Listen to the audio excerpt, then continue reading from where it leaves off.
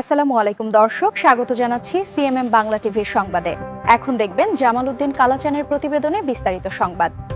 আমি আমার জেলা হল নরসিংদী, তার শিল্পী মেলা নরসিংদী জেলা, বিশেষ মতিউর রহমান।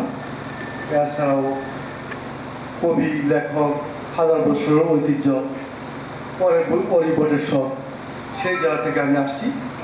আমার নাম হল শফিকুল ইসলাম মতি। আমি প্রথমেই কৃতজ্ঞতা প্রকাশ করছি মাননীয় প্রকাশক সম্পাদক নবচেতনা জনাব মোহাম্মদ সাকাত হোসেন সাহেবকে। আমি প্রথম থেকে এই পত্রিকার সাথে জড়িত।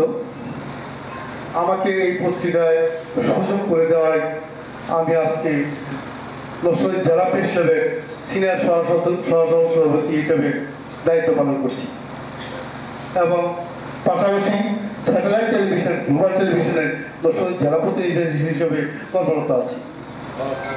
আমার মতো একটি লোককে উনি যেভাবে সুযোগ করে দিয়েছেন এবং সাংবাদিক বানিয়েছেন, আমি এই জন্য আমি আমার অন্তঃস্থল থেকে ধন্যবাদ এবং কৃতজ্ঞতা জানাই।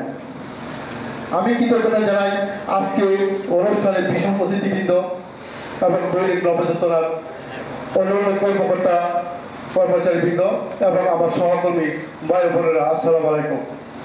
আপনারা জানেন যে আজকে দৈনিক নবচেতনা একটি পত্রিকাই নয়, একটি প্রতিষ্ঠান, যে প্রতিষ্ঠান আজকে দেশের শীর্ষস্থানীয় পত্রিকা হিসেবে প্রতিষ্ঠিত লাভ করেছে।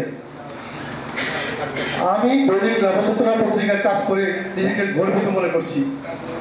আমি যতদিন বেঁচে থাকবো আমি চাই দৈনিক নবচেতনার সাথে থেকেই যেন আমার শেষ নিঃশ্বাস ত্যাগ করতে পারি, সে আশাবাদ ব্যক্ত করছি।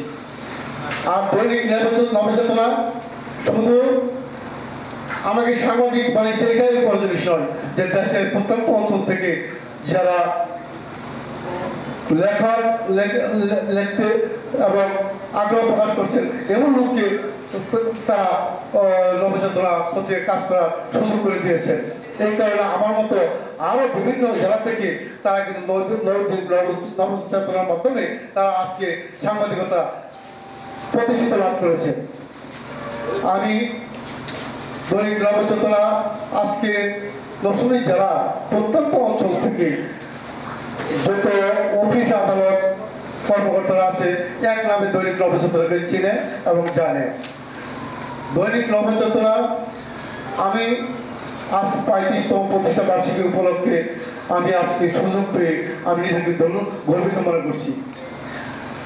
দৈনিক নবচেতনা হাঁটি হাঁটি পা করে আজ 35তম বর্ষ পদার্পণ করেছে। আমি দৈনিক নবচেতনার এই সফলতা বহু সমৃদ্ধ কামনা করে আমি আমার সংক্ষিপ্ত বক্তব্য এখানে শেষ করছি। আসসালামু আলাইকুম।